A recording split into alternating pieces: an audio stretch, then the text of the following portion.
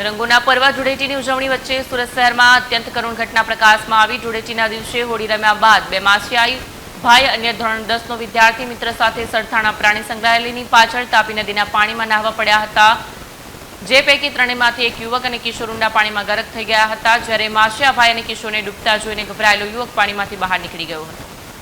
આ ઘટનાને પગલે પરિવારમાં ભારે શોકનો માહોલ છવાયો છે। પ્રાપ્ત માહિતી અનુસાર મૂળ ભાવનગર જિલ્લાના ગારિયાધાર તાલુકાના સાતપડા ગામનો વતની અને હાલ વેસુ સ્થિત સુમન આવાસમાં રહેતો 20 વર્ષીય જયદીપ વિનુભાઈ વિરાસ કેમેરા ફિટિંગનું કામ કરી પરિવારનું ગુજરાન ચલાવે છે। 4 માર્ચે ધૂળેટીના દિવસે જયદીપ પોતાના ઘર નજીક મિત્રો સાથે ધૂળેટી રમી રહ્યો હતો। ત્યારબાદ જયદીપ સીમાડા નાકા ખાતે આવેલી સતીશ વિજય સોસાયટીમાં રહેતા માસીના પુત્ર નીતિનના ઘરે ગયો, જ્યાં પણ તેઓએ ધૂળેટી રમી અને બાદમાં નીતિન સાથે નાસ્તો પણ કર્યો।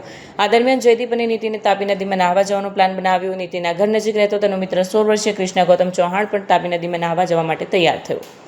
બાદમાં ત્રણેય મિત્રો તાપી નદીમાં નહાવા પડ્યા, જેમાં જયદીપ અને કૃષ્ણા ઊંડા પાણીમાં નહાવા જતા ગરકાવ થઈ ગયા।